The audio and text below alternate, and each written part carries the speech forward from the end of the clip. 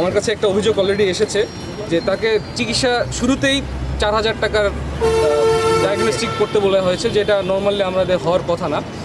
তো এখানে দেখা যায় যে তারা একটা কমিশন পায়। এই একটা সিন্ডিকেট আছে যেটা আমরা গোয়েন্দা তথ্য অনুসারে তাদেরকে ধরার চেষ্টা করব।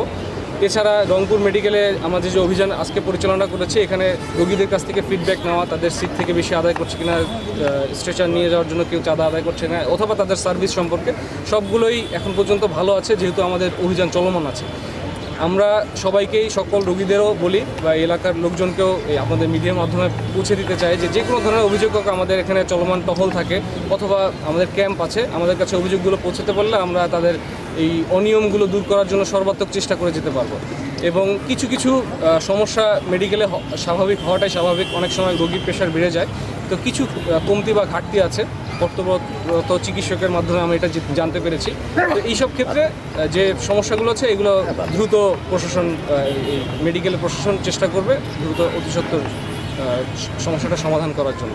আজকের অভিযানে কোনো কাউকে ধরতে পেরেছেন? আজকের অভিযানে আসলে কাউকে ধরার জন্য নয়, আমরা কিছু ইনফরমেশন কালেকশন করি। তো রিসেন্টলি এই সংখ্যাটা দালাল চক্রের যে পদচারণাটা অনেকাংশে কমে গিয়েছে। তো আমরা যদি এরকম চলমান রাখি এবং আপনাদের কাছে অভিযোগগুলো আমরা দ্রুত পেতে পারি, তখন আমরা এই অভিযানগুলো পরিচালনা করে তাদেরকে ধরতে পারবো। আমরা গত মাসেই একটা অভিযান করে কিছু দালালকে ধরা সম্ভব হয়েছিল। তো সেই প্রেশারে হয়তো এখন কমে গিয়েছে, তাই যাতে এটা আরও কমে যায়, একবারে নিশ্চিহ্ন হয়ে যায়, সেটার জন্য আমরা সবসময় চেষ্টা করে যাব।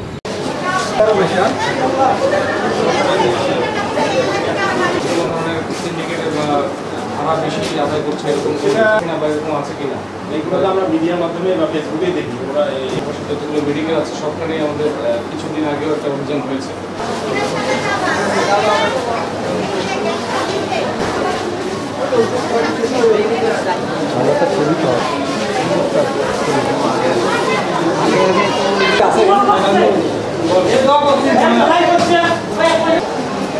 পেছন থেকে টাকা দিলে বেড ব্যবস্থা করে সিন্ডিকেট